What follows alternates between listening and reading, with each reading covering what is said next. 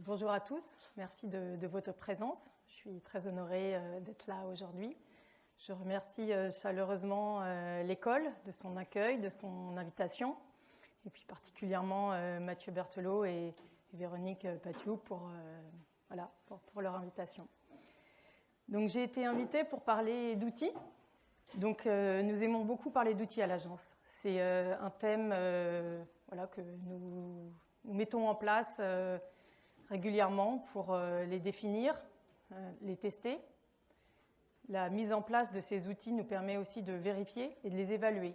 Donc ça, c'est un des éléments importants, puisque les vérifier si l'objectif a été atteint, permet aussi de revenir sur les échecs.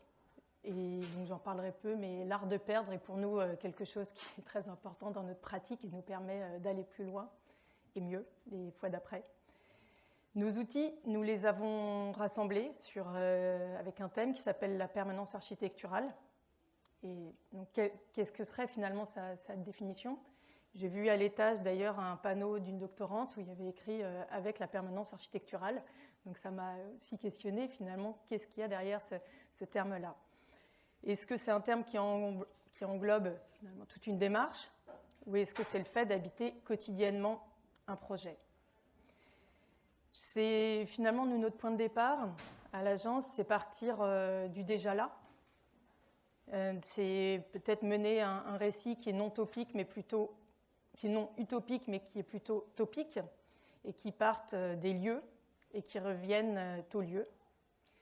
Et nous expérimentons en éprouvant la réalité d'un lieu, entendre, consulter, délibérer.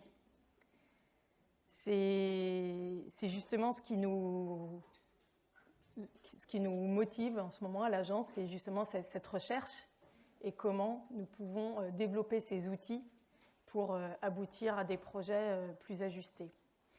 Donc sur ce thème de permanence architecturale, je n'aurai pas forcément la réponse, mais je vais vous montrer comment elle peut se décliner sur nos pratiques. Donc c'est pour ça que je l'ai intitulé « La permanence architecturale et tout le reste », pour finalement laisser les possibles à explorer. Alors, hop.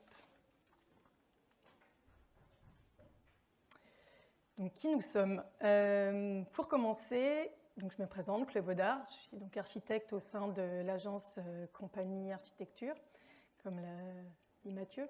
Moi j'ai commencé à travailler il y a une quinzaine d'années, même un peu plus maintenant, avec Patrick Bouchin. Il y a maintenant une vingtaine d'années. J'ai commencé à travailler en tant que stagiaire, puis salarié sur principalement les gros projets culturels de l'agence à Paris.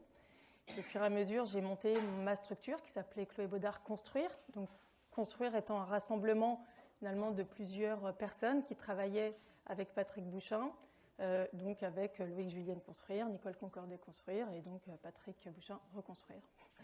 Et donc, nous avons travailler en association sur certains projets avec les uns et les autres.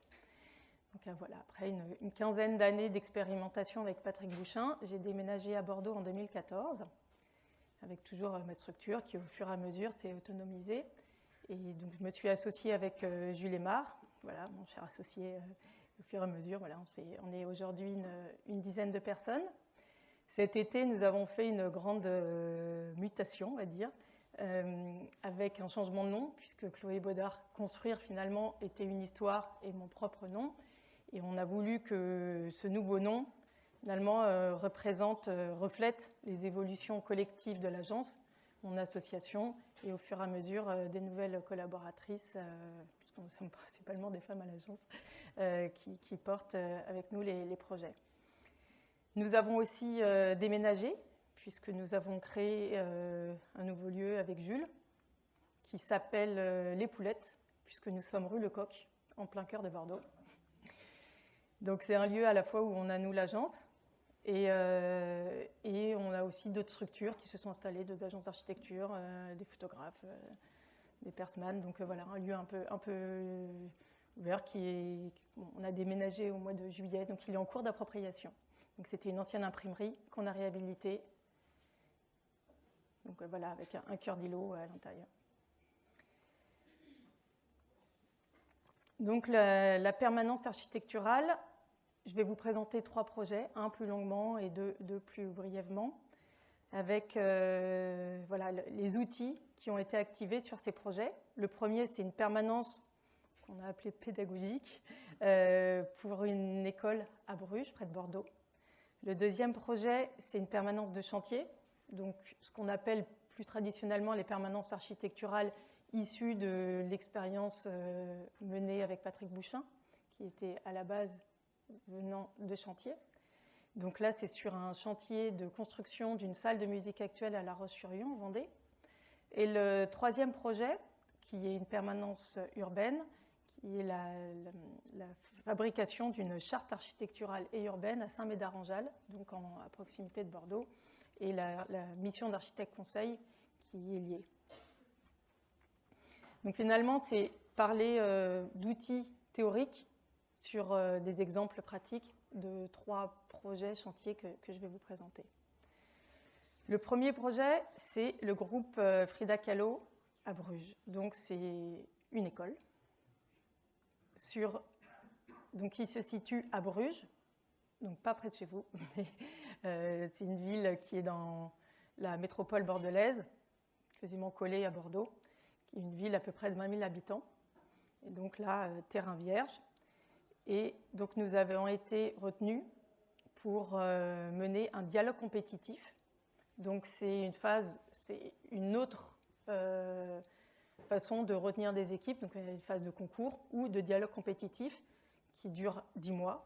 Enfin, en l'occurrence, celui-là a duré 10 mois, qui permet, si vous voulez, de sélectionner des équipes dans le cadre d'un marché public en travaillant de façon plus poussée sur une programmation. Ce dialogue compétitif avait un programme qui était extrêmement léger, avec juste 2 objectifs.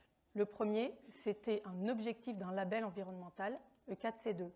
De plus en plus, on a des objectifs E+, C-, et le E4C2 est donc un énergie positif et bas carbone. Aujourd'hui, aucune école n'a été construite avec un label, avec l'obtention d'un E4C2, donc aussi élevé dans son expérience. L'autre élément du programme, évidemment, une école maternelle et élémentaire de 16 classes. Donc 10 classes élémentaires, 16 classes maternelles avec la possibilité de muter de classe de l'un à l'autre. Donc nous avons terrain vierge et nous avons travaillé pendant 10 mois avec la maîtrise d'ouvrage donc ville de Bruges et la métropole, Bordeaux Métropole. Donc là, c'était aussi un temps d'adaptation, de concours, d'oral, d'élaboration d'un projet jusqu'en phase APS qui s'est fait sur un temps long, qui donc a permis d'élaborer ce programme en concurrence. Et donc nous avons été retenus avec grand plaisir. Et ça a été pour nous, ça a été le moment justement où nous avons pu sceller cet acte de confiance avec la maîtrise d'ouvrage, donc la commande. La commande est pour nous quelque chose de très important, puisqu'elle est issue d'une rencontre. Et au fur et à mesure, il faut qu'on acquiert ce que moi j'appelle cette délégation de confiance de la part de la maîtrise d'ouvrage. Souvent, sur quasiment tous nos projets, on active un outil, puisque l'objectif aussi de cette intervention aujourd'hui, c'est parler des outils. Ce que nous, on a appelé la culture de projet. En fait, si on veut qu'un projet il soit adapté et justement réalisé avec confiance et complicité avec cette maîtrise d'ouvrage, il faut pouvoir tisser des liens avec elle. Et donc, on fait souvent des visites. Donc là, on a fait une visite de 4 écoles avec la maîtrise d'ouvrage pour découvrir les propositions architecturales, les discuter, transmettre les contraintes, relever les points positifs et évidemment profiter de ce moment privilégié pour tisser des liens informels qui seront évidemment très précieux dans les phases plus tendues qui sont régulières dans l'évolution des projets. Donc pour revenir sur notre petit projet d'école, donc c'est un projet qui fait à peu près 2800 m² pour un montant de travaux de 9,5 millions d'euros hors taxes. Nous sommes partis, donc nous avons été retenus à l'été 2019. Et en fait, je suis partie d'un livre que je vous ai amené, qui s'appelle Nos cabanes de Marielle Massé. Donc évidemment, je vous en conseille la lecture, petit livre, assez passionnant. Et en fait, de ce livre est partie toute l'histoire du projet. Puisqu'en fait, en amont, pour aboutir à une école qui nous semblait adaptée, nous avons mené une longue réflexion sur les questions sociétales et éducatives, à la fois des recherches évidemment théoriques sur la transmission et les partis pris frugaux pour limiter la crise climatique.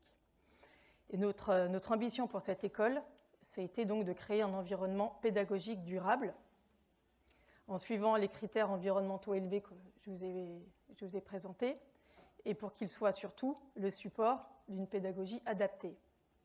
Donc, pour nous, la construction, en fait, doit permettre un développement social et humain qu'on considère comme intrinsèque à la dimension écologique. Donc, c'est ce que nous appelons le concept d'écosophie avec Félix Guattari. Et donc, c'est tout le schéma voilà, ces schémas nous ont inspirés de toute cette pensée à travers donc, les 3 écologies. Donc là, c'est une petite maquette que j'ai faite durant l'été en lien avec ce livre. Donc j'avais la relecture de ce livre et le travail de conception s'est fait finalement en pâte à modeler, avec voilà, des découpages, des collages, et comment ce livre a pu inspirer finalement la transcription d'une réflexion à la fois pédagogique, voilà, en lien avec voilà, mon associé qui lui était sur AutoCAD, a vérifié les surfaces, les fonctionnements, et c'était voilà, cet aller-retour entre le livre, voilà, ce travail très artisanal, un peu bancal, et nous, évidemment, une faisabilité qui fonctionnait. Donc là, ça c'était une maquette au 500e. On est passé évidemment au 200e. Ce changement d'échelle est pour nous très important puisqu'il permet de tester, de vérifier les éléments qui sont finalement liés à chaque échelle de projet. Donc, nous y avons implanté 5 grandes maisons dans la nature, en menant évidemment cette réflexion bioclimatique avec l'orientation des plots en fonction des vents dominants, l'orientation du soleil, les saisons, et le travail entre les pleins et les vides, donc les masses bâties et les interstices qui pouvaient s'y installer entre. Nous avons continué à zoomer, donc avec des maquettes de plus en plus grandes. Donc là, ça c'est une maquette au 50e. Donc évidemment, nous, la maquette, c'est la mascotte de tous les projets. Vous allez les voir au fur et à mesure. C'est notre objet de travail, de conception, de fabrication, de vérification et de transmission. Pour nous, ce projet, il ne relevait pas d'un bâtiment traditionnel avec des matériaux biosourcés. Il fallait évidemment que ça soit une réponse exemplaire dans la qualité environnementale et la performance énergétique pour atteindre la labellisation demandée. Mais surtout, notre proposition, ça a été d'offrir une nouvelle typologie d'école pour relier l'humain à son territoire, à la nature, et plutôt favoriser une éducation à l'écologie. Donc cette échelle-là nous a permis à la fois de vérifier les usages, les matériaux, les couleurs, et évidemment de faciliter l'appropriation par la maîtrise d'ouvrage. Et vous allez le voir dans les phases précédentes, les images suivantes, finalement tout au long du processus allant jusqu'au chantier. Donc là, on peut voir justement des éléments. Le toboggan qui permet de relier la cour haute à la cour basse. Je ne pensais pas qu'on allait réussir à le tenir du concours jusqu'à aujourd'hui, mais ça passe pour l'instant. On est en construction, donc a priori c'est bon. Toutes les maquettes que vous avez vues, tous démontent. Donc à l'intérieur, on a toutes les classes avec, voilà, chaque fois on a un ensemble de 3 classes et d'ateliers. Et donc, en fait, que ce soit les enfants, les maîtrises d'ouvrage ou les voisins, tout le monde permet de jouer, mais comme des enfants, face à finalement cet objet qu'est la maquette. Nous avons aussi travaillé à partir d'une grande axonométrie qui nous a permis de notamment transmettre cette question, cette réflexion autour de l'échelle à bâtir, puisque finalement développer des axes pédagogiques en activant l'imaginaire et le merveilleux des cabanes permettait de faciliter aussi une appropriation par les enfants de leur bâtiment, de leur classe, qu'ils peuvent nommer avec une reconnaissance par des couleurs de chaque maison. C'est aussi penser à la construction sur le long terme, puisque les usages sont à la fois polyvalents et mutualisables, et réversibles. Chaque maison, qui rassemble plusieurs classes, peut devenir une maison d'habitation ou des bureaux. Donc on a des gaines avec une partie centrale, une épine dorsale centrale, qui permet de faciliter une réversibilité de l'ensemble des usages. C'est pour nous la seule condition de construire en neuf, c'est que ce qu'on construit peut devenir autre chose et s'adapter à des usages dans les années à venir. Sinon, on milite évidemment pour la réhabilitation. Ensuite, c'est aussi investir les entre-deux, avec justement tout ce travail entre les interstices, les cours hautes, les cours basses, les espaces de jeu, et chaque fois dans le but aussi de pouvoir connecter les enfants avec leur environnement climatique, la nature en dehors des classes, les déplacements et leurs terrasses plantées. Les plans, l'organisation des usages est assez simple. Les rez-de-chaussée sont destinés à l'administration, la restauration scolaire, les classes de maternelle et leurs ateliers, pour éviter aux tout petits de monter. Et les étages, c'est les classes élémentaires. Et au deuxième étage, nous avons là un atelier de lecture avec chaque fois sa terrasse et ses petits gradinages. Et l'ensemble de ces grandes maisons s'organise autour d'une cour, qui est l'espace sacralisé, largement partiellement planté, avec des copeaux de bois et des stabilisés. Ça, nous avons aussi toute une réflexion autour du genre, et ça a été des grands débats qu'on a eu aussi avec la maîtrise d'ouvrage et notamment l'éducation nationale qui était présente et le recteur, en disant qu'on voulait une cour qui ne soit pas en enrobé avec des terrains de foot, et en disant justement il faut qu'on puisse ouvrir les pratiques. Donc là, on a à la fois des stabilisés, des copeaux de bois et des éléments plantés qui permet aussi d'avoir différentes appropriations de cette cour pour toutes et tous. Nous avons aussi d'ailleurs travaillé aussi sur les sanitaires, sur la question du genre. Donc là, on peut voir que depuis cette cour maternelle, cette architecture adaptée avec des coursives, des débords de toit qui protègent du soleil, mais également de la pluie.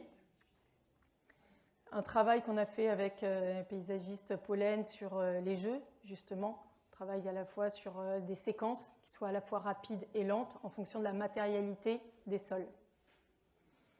Donc la jonction entre les cours hautes et basses par notre cher toboggan.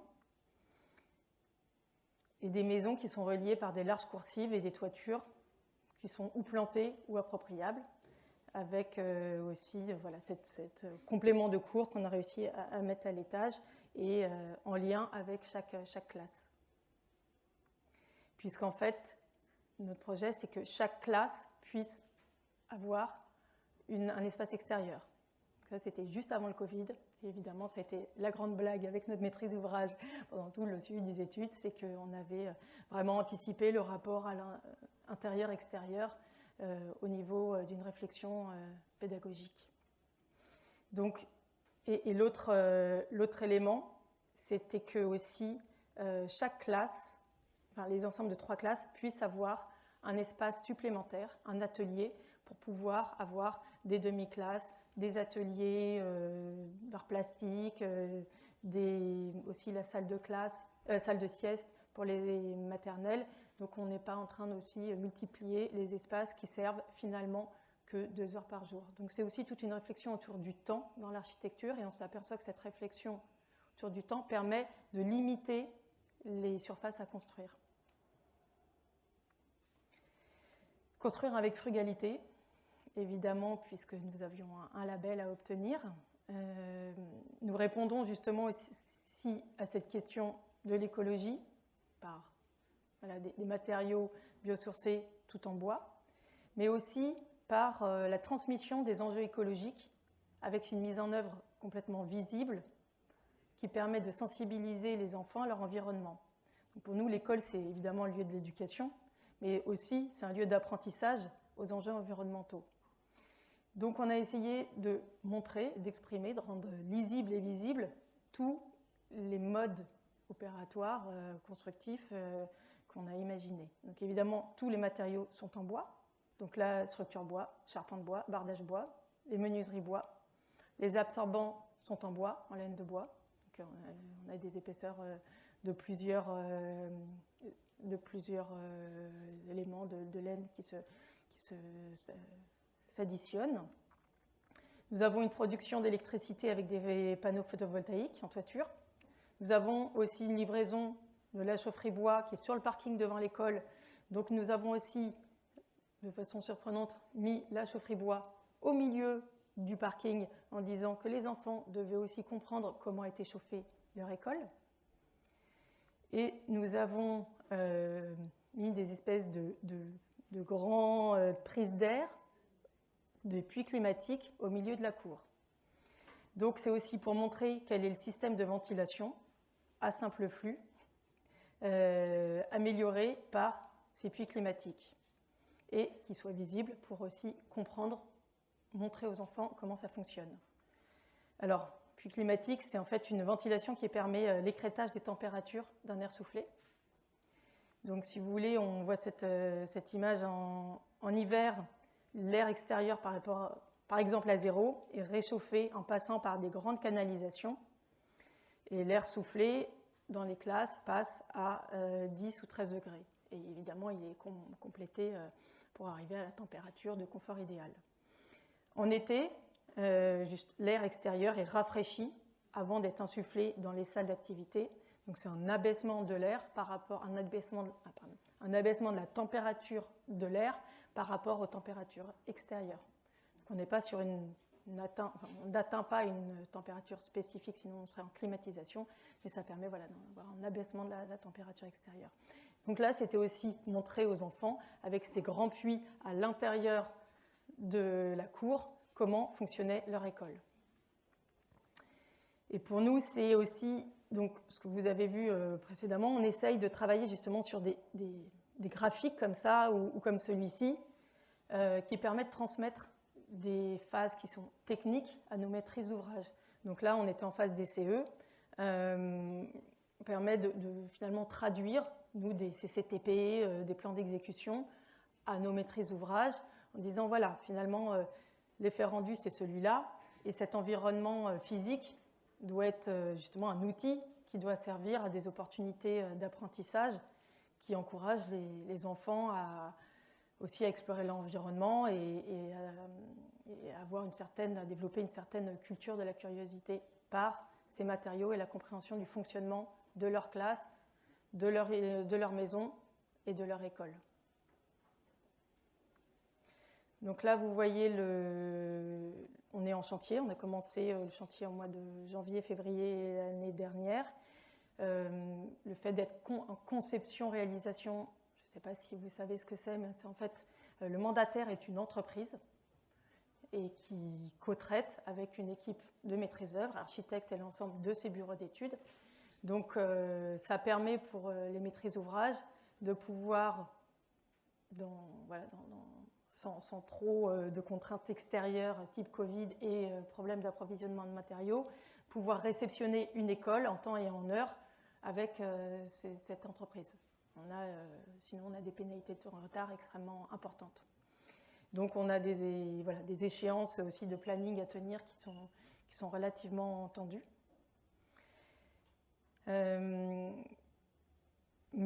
Mais ça ne nous empêche pas de pouvoir travailler sur une histoire commune, puisque l'idée, c'est de faire l'ensemble de ces projets une histoire commune.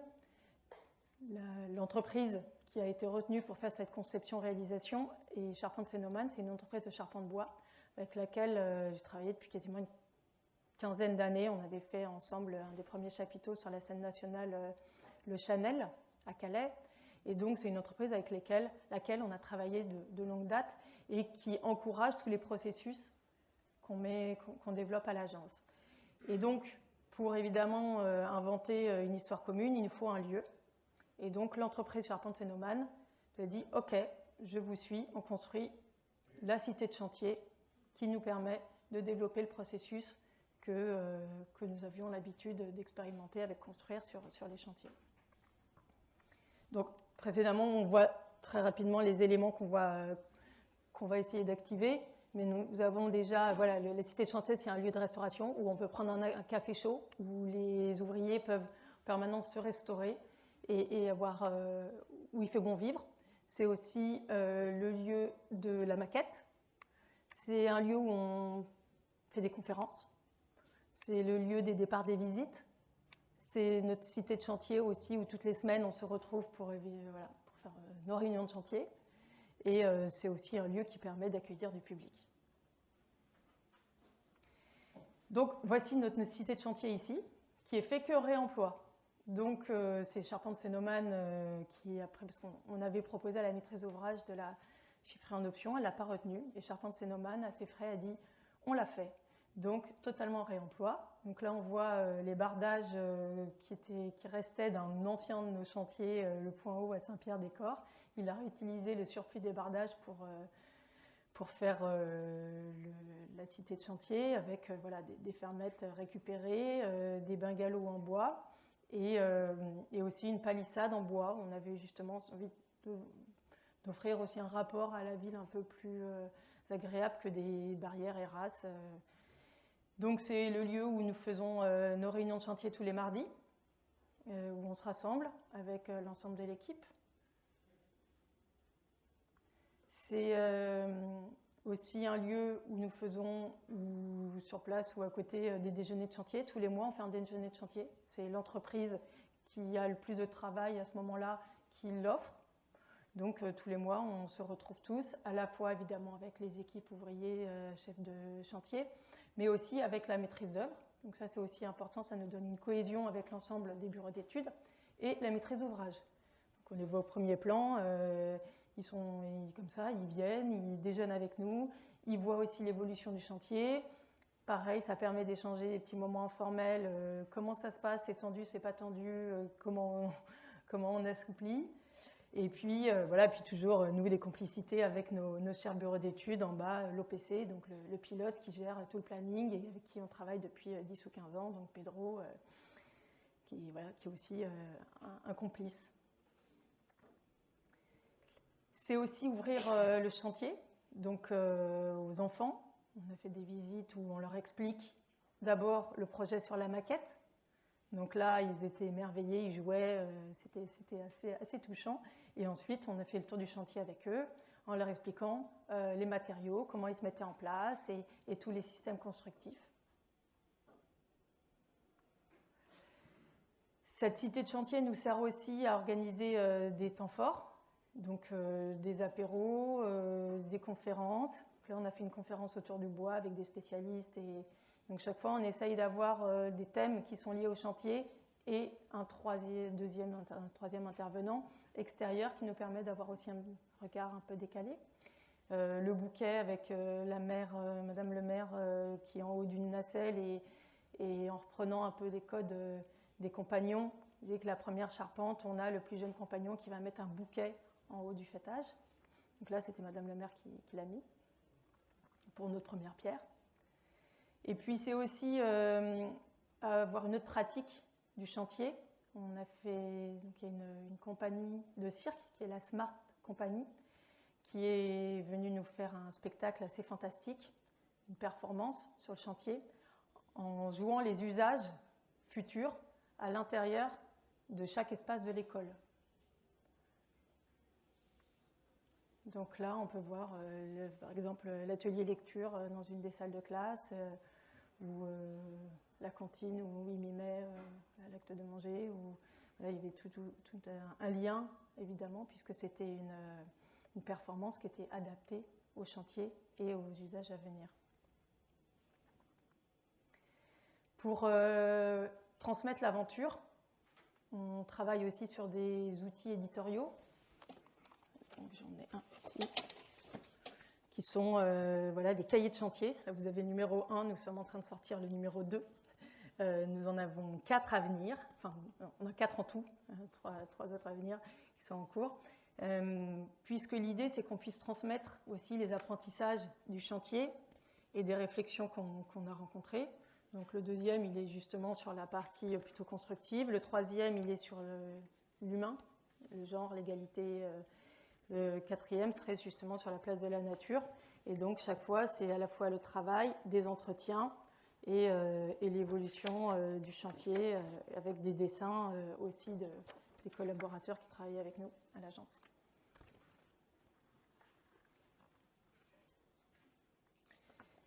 Et donc voilà les différents éléments du carnet de chantier. Donc l'idée c'est que ces cahiers de chantier ponctuent le chantier de conférences sur les thèmes en lien justement avec nous, la fabrique de cet objet-là.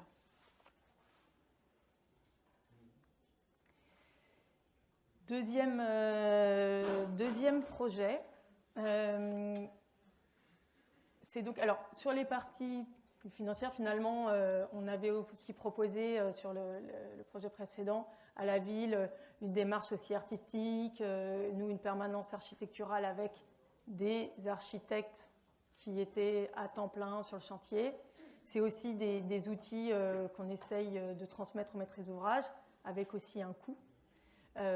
Sur ce projet-là, la ville de Bruges n'a pas voulu retenir tout le processus qu'on avait développé, mais nous l'avons quand même mis en place assez naturellement par ces maquettes, par la cité de chantier. Mais par contre, la ville nous a accompagnés avec leur scène nationale pour travailler sur des spectacles et l'activation de temps forts sur le chantier. Donc là, on aura une conférence notamment sur le genre, on en a une autre sur peut-être justement une balade gustative autour des plantes comestibles. Voilà, on essaye quand même dans les temps à venir de continuer à activer comme on peut ce chantier-là. Le deuxième projet que je voulais vous présenter, c'est le Quai M, qui est une salle de musique actuelle à La Roche-sur-Yon, donc en Vendée, avec là une réflexion plus traditionnelle du terme de permanence architecturale, puisque je ne sais pas si vous savez un peu d'où vient ce terme, mais la permanence architecturale, c'est un thème que nous avons utilisé lors des quasiment une quinzaine d'années avec Patrick Bouchin sur différents projets. Notamment, les premiers, ça venait donc de chantiers où on s'est dit qu'il nous fallait un accompagnement pour les mener sur des sites occupés, notamment avec des friches industrielles qui étaient transformées en lieux culturels. Et la complexité à la fois de la réhabilitation du site occupé et de l'activation de moments forts culturels tout au long du chantier nous a amené à la nécessité d'une présence quotidienne sur ce chantier. Donc, ça a été les premières expérimentations de chantiers habités. Ensuite, on a aussi travaillé, Patrick, à travers ce qu'on a appelé les universités foraines. On a essayé de réfléchir à comment on pouvait tester un programme dans un bâtiment existant pour le préfigurer et finalement y inventer les usages à venir. Donc c'est vraiment plutôt une permanence de programmation en amont d'une maîtrise d'œuvre à venir. Et c'était un peu les deux orientations sur lesquelles on a testé, nous, une permanence architecturale. Donc, dans ce thème permanence architecturale, il y avait quand même la notion d'habiter quotidiennement un bâtiment en devenir ou en chantier. Donc là, c'est ce que nous avons mis en place sur ce projet-là à La Roche-sur-Yon. Donc c'est un chantier neuf, d'une salle de musique actuelle, située en face de la gare de La Roche-sur-Yon. Un terrain vierge, ferroviaire et concours. Donc là, on était 5 équipes d'architectes. Nous avons concouru, nous avons gagné donc au printemps-été 2018 avec un projet qui fait à peu près, pour vous donner les surfaces, de 1800 m² et pour un montant de travaux qui aujourd'hui arrive quasiment à 6 millions d'euros hors taxes. La maîtrise d'ouvrage et l'agglomération de La Roche-sur-Yon. Donc le projet s'est développé toujours avec notre mascotte, la maquette. Donc là, pareil, Nous avions travaillé d'abord au 500e, au 200e. Là, c'est la phase du 50e. Toutes les maquettes, on les fait au 50e, parce que c'est une échelle qui est complètement idéale pour pouvoir transmettre et que les maîtrises d'ouvrage ou d'usage s'approprient finalement le projet. Pour nous, c'est vraiment des outils assez formidables de transmission pour pouvoir faire comprendre. Mais elles sont, à la base, nous, un support de travail qui est un outil à la fois de conception et de vérification. Et voilà, au fur et à mesure, elles deviennent aussi un outil de communication. Elles facilitent évidemment grandement les échanges avec la maîtrise d'ouvrage et surtout avec la maîtrise d'usage. Puisque ça, c'est un des éléments très importants dans notre pratique, c'est l'attention, l'écoute que nous avons avec ce que nous on appelait la maîtrise d'usage, les futurs utilisateurs, les exploitants, les habitants. Sur ce projet-là, nous avons un lien extrêmement précieux avec Benoît Benazet, le directeur du Fusion, qui est aujourd'hui la salle de musique actuelle de La Roche-sur-Yon. Et donc nous avons travaillé en grande complicité et confiance sur toute la conception. Aujourd'hui, nous nous voyons quasiment à toutes les réunions de chantier les mercredis sur place. Et justement, on est en chantier, on devrait finir dans quelques mois là. Et on est en train d'amorcer la transmission au fur et à mesure de notre travail vers leur futur équipement et investissement de notre outil. Et on a énormément travaillé sur cette maquette. Ils l'ont d'ailleurs utilisé là pour faire des films, pour modéliser l'ensemble de l'équipement scénique à l'intérieur du projet. Ils ont travaillé sur quelle équipe allait s'installer à quel endroit entre les loges, les bureaux. Donc pour eux, cet outil de la maquette a été et aujourd'hui leur support principal de réflexion pour l'aménagement à venir. Donc voilà, là aujourd'hui, c'était il y a 15 jours. On a fini le bardage depuis. On a commencé le chantier il y a quasiment 2 ans. Nous avons eu au moins 6 mois de retard avec le Covid et puis on vient de reprendre encore 3 mois de retard à cause des complexités d'approvisionnement des matériaux, notamment en bois et en métal. Donc ce projet, c'est une salle donc de musique actuelle, dans laquelle on a une grande salle de spectacle de 900 places, un club de 200 places et 5 studios d'enregistrement. Et tout le projet s'est fait avec une matérialité qui était liée aux usages. Donc là, vous voyez du béton. C'est des destinations qui nécessitent une introspection avec une très forte isolation acoustique, donc les espaces de diffusion, les salles de spectacle et le club et notamment les studios d'enregistrement, puisque là, on avait, étant à proximité des voies et ne pas avoir évidemment les bruits extérieurs, mais on voit des logements derrière.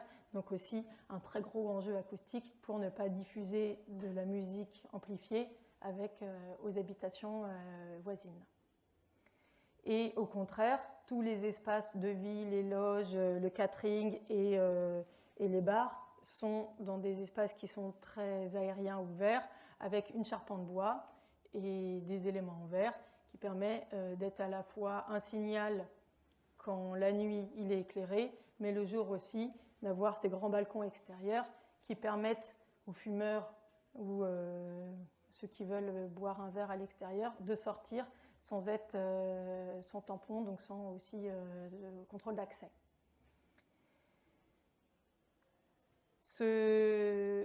Toujours un des outils qui nous est cher, c'est faire intervenir des artistes sur les sujets qu'on traverse. Donc c'est ce qu'on appelle le pas de côté. Alors là, c'est un artiste, mais aussi ça peut être toute discipline. C'est ce qu'on appelle la pluridisciplinarité qui nous est aussi très chère. Permet d'avoir aussi un regard un peu décalé, différent de notre propre pratique. Ici, nous avons utilisé une contrainte, puisque en fait, le bâtiment, pour pouvoir dégager le plus grand parvis sur sa façade sud, a dû se mettre en limite séparative de la parcelle voisine. Et donc là, on avait un grand mur aveugle à traiter, et donc tout en béton. Et donc finalement, comment utiliser cette contrainte pour détourner et re-questionner ce bâtiment?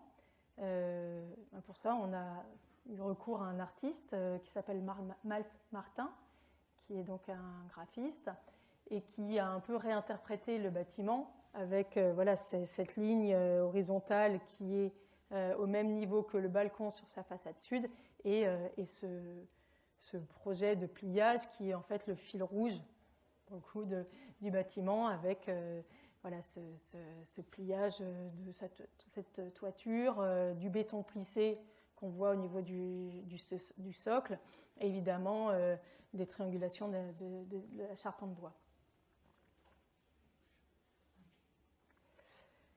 Pour arriver à la question de la permanence, donc je vous ai un peu présenté ce sur quoi était cette permanence architecturale, donc le bâtiment aujourd'hui en construction.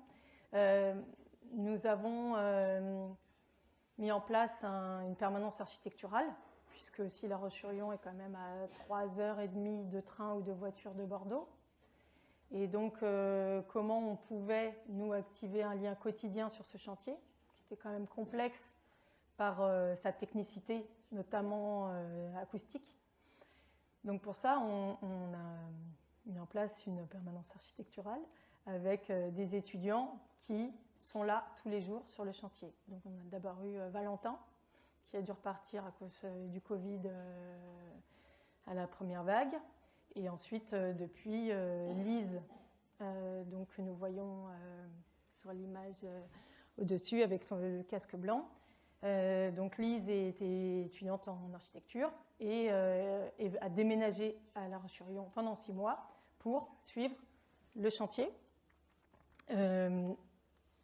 Son rôle est à la fois d'accompagner donc un trio, c'est-à-dire moi qui viens une fois tous les 15 jours, ensuite Anna qui est chef de projet qui suit à temps plein le chantier à Bordeaux et en étant toutes les semaines sur le chantier, et ensuite Lise qui, elle, sur place au quotidien. Donc, si vous voulez, c'est un peu une organisation qui nous permet d'avoir un quotidien qui relève à l'agence des problèmes ou au contraire des avancées positives, et puis moi à la fois un rôle politique et culturel du projet. Donc c'est vraiment une équipe qui marche à 3. Un des enjeux, c'est aussi évidemment d'accompagner le chantier sur son quotidien, à la fois avec les ouvriers, sur les questions, puisqu'en fait, à la place d'attendre une semaine sur l'autre qu'on revienne le mercredi d'après, ils la posent directement à la permanente qui est sur le chantier, qui souvent peut répondre, et quand elle ne le sait pas, elle nous appelle, et comme ça, ça permet aussi d'être beaucoup plus réactif sur le chantier. Évidemment, les choses qui ne fonctionnent pas, ce qui évite de déposer le mercredi d'après pour reposer correctement. Donc, c'est aussi une efficacité. Et c'est surtout, donc Anne-Sophie a pris la suite de Lise, qui a aussi donc a déménagé, étudiante à Paris, qui a déménagé à La Roche-sur-Yon et qui donc s'est approprié, donc là, la cité de chantier, qui est un empilement d'Algeco. Donc, vous voyez, c'est quand même beaucoup moins agréable que cette grande maison en bois qu'on avait à Bruges. Mais là, on a essayé de se l'approprier comme on peut, avec toujours la maquette à l'intérieur. Donc, c'est notre lieu sur lesquels on explique le projet, avec des photos qui permettent aussi de ponctuer l'évolution de la construction, les matériaux, les échantillons, les planches de concours qui sont derrière, évidemment cette maquette qui se démonte et qui permet d'expliquer, de montrer le projet avant de faire la visite. Donc ça permet d'avoir une vision globale un peu macro sur les usages à venir, la programmation, les liens entre les lieux, et pour ensuite pouvoir aller faire donc des visites, puisque une des grandes prérogatives de la permanente ou du permanent sur place, c'est ces visites quotidiennes ou hebdomadaires qui sont mis en place. Donc là, à La Roche-sur-Yon, il y a un succès fou. Aujourd'hui, les visites sont pleines 2 mois à l'avance. Donc là, on en fait maintenant, donc Anne-Sophie en faisait quasiment tous les jours ces derniers temps. Donc sur inscription, on fait visiter à des voisins, à des élus, à des habitants, aux futurs utilisateurs. Et donc là, on voit, on est dans la salle de 900 places, tout en bois. Donc on a vraiment imaginé des grands gradins en bois, un petit peu comme un décor. Donc là, aujourd'hui, on a revêtu l'ensemble des murs intérieurs, à la fois des isolations et des absorptions intérieures. Et puis, voilà, le chantier commence à toucher à sa fin, enfin en quelques mois, mais on commence à arriver au début de la fin. La permanence aussi permet de pouvoir accompagner ces déjeuners de chantier. Vous l'avez vu aussi sur Bruges, nous le faisons sur La Roche.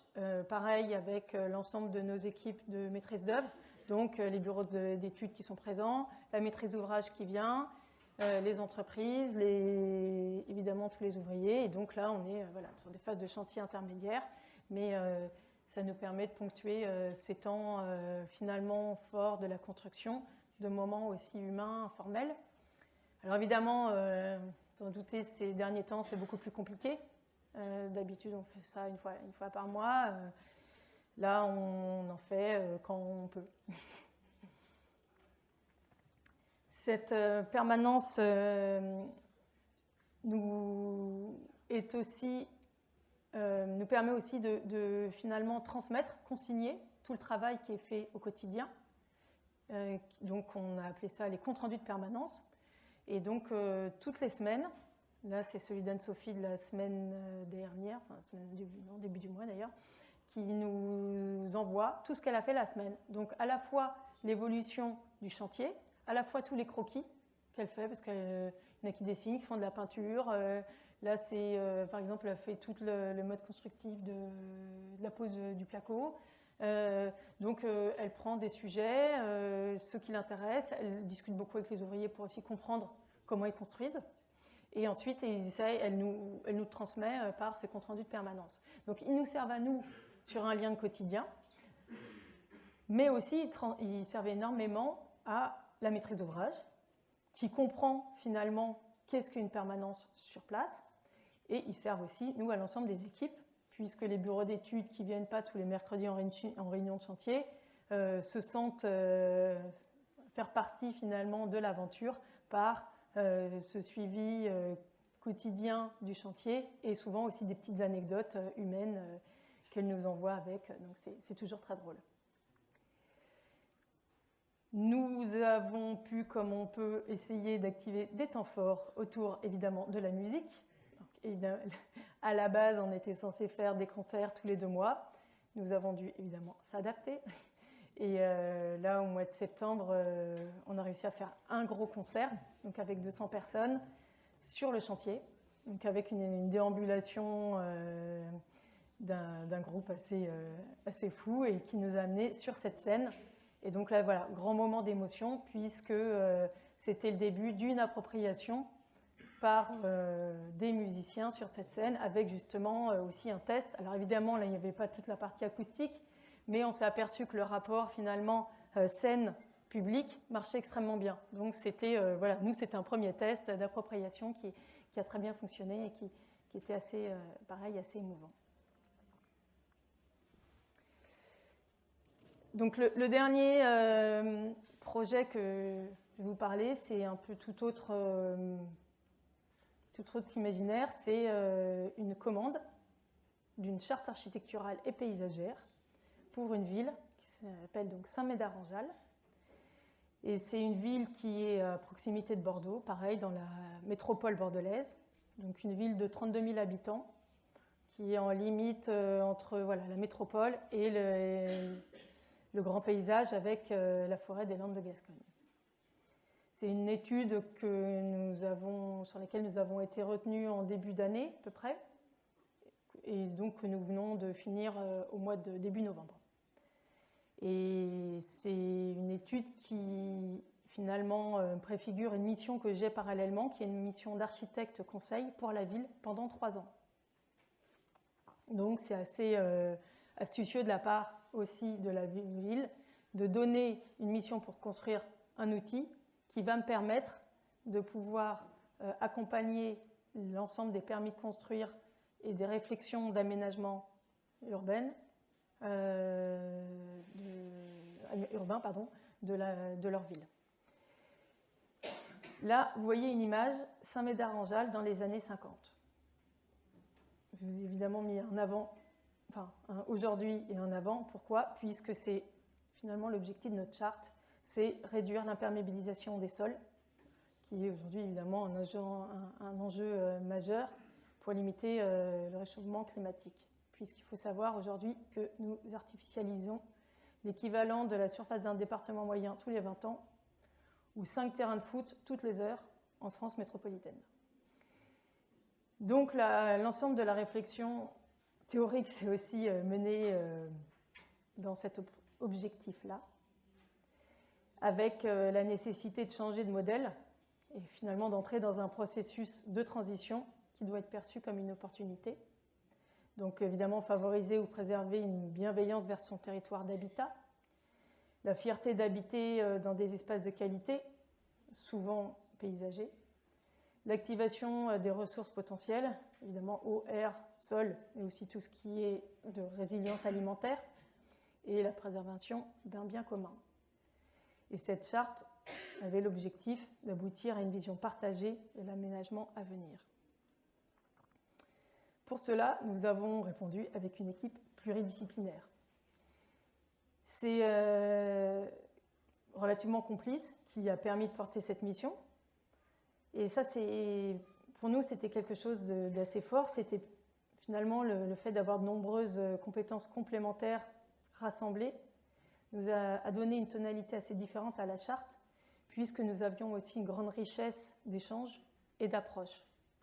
Donc à la fois, évidemment, architecture et urbanisme avec nous, compagnie architecture, à la fois avec un urbanisme de terrain de médiation tout terrain, des paysagistes, Pollen, des écologues, Rivière Environnement, une partie programmation urbaine avec Urban ID et 2 avocats, qui permettaient aussi de vérifier la conformité de la charte au PLU, sachant qu'évidemment une charte n'est pas opposable au PLU. Donc ça, c'est aussi un des outils que nous activons sur tous nos projets, c'est la question de la pluridisciplinarité et aussi de s'adjoindre de compétences qui nous permet d'avoir des réflexions un peu plus loin que nos horizons d'archi et urbain. Pour mener à bien cette étude, nous avons mis en place une démarche autour de cette charte qui s'est appuyée sur les forces et les ressources présentes, donc à la fois en tissant des liens tangibles et sensibles sur le territoire, qui sont évidemment basés sur des analyses et des relevés, donc l'approche théorique du territoire, mais aussi sur des témoignages et des récits. Donc nous avons mis en place une radio avec une rédaction de cette charte qui s'est ancrée sur ce travail de terrain par justement le biais d'un processus expérimental avec un travail en immersion par des résidences mobiles qui ont été menées au printemps. Ensuite, nous avons dû, comme je vous l'ai dit, finalement, on s'est aperçu qu'on avait besoin d'avoir un retour critique sur les process que nous mettions en place, et notamment, évidemment, ce à quoi c'était en train d'aboutir, cette charte. Et nous avons proposé de la mettre à l'épreuve avec une grande expérimentation en 2 temps, menée par 2 types d'ateliers.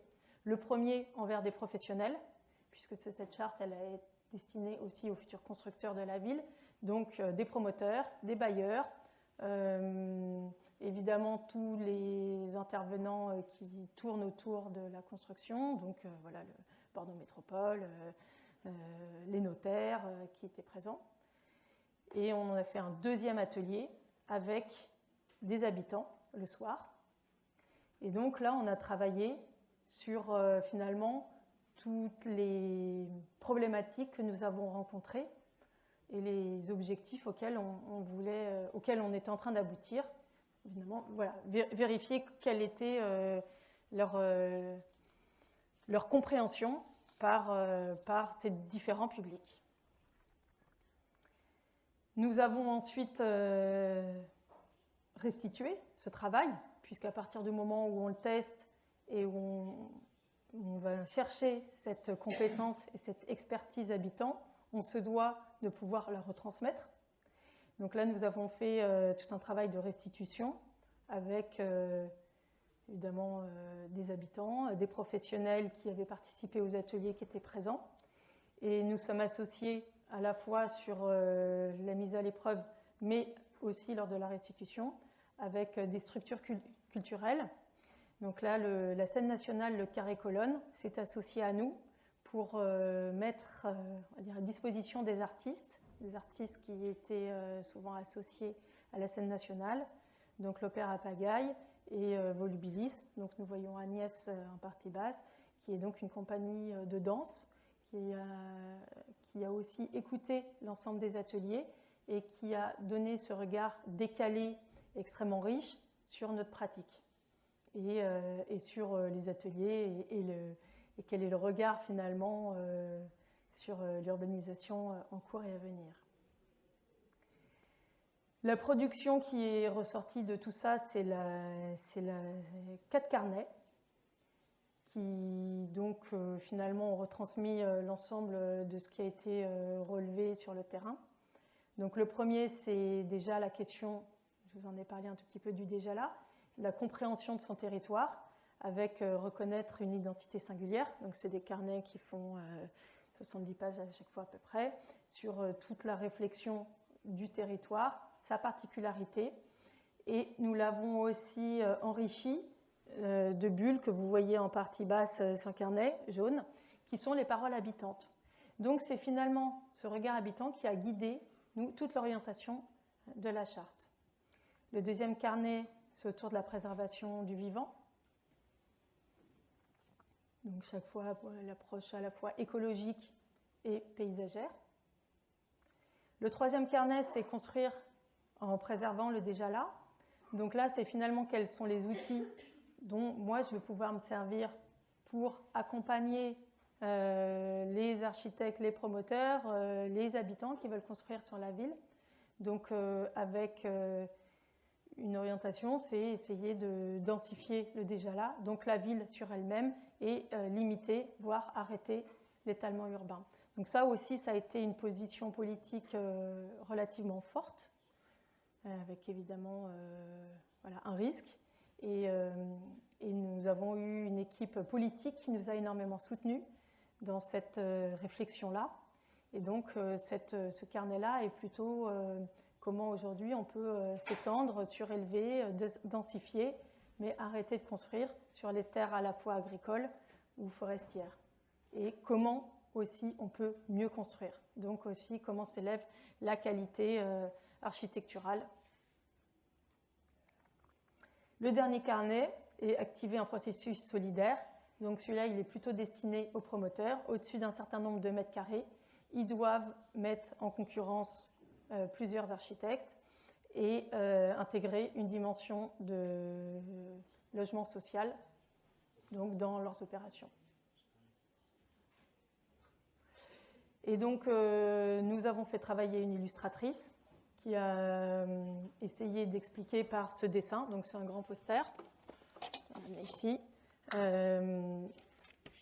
Donc, chaque fois, on essaye aussi de travailler sur ces petits livrables qui donc résument aujourd'hui par un manifeste architectural l'ensemble de la démarche, l'ensemble des carnets. Et on a offert à tous les participants ce poster qui est sur la partie noire et blanche, toute la partie existante, et comment on peut imaginer faire la ville autrement avec cette partie rouge, qui sont les dessins issus des ateliers.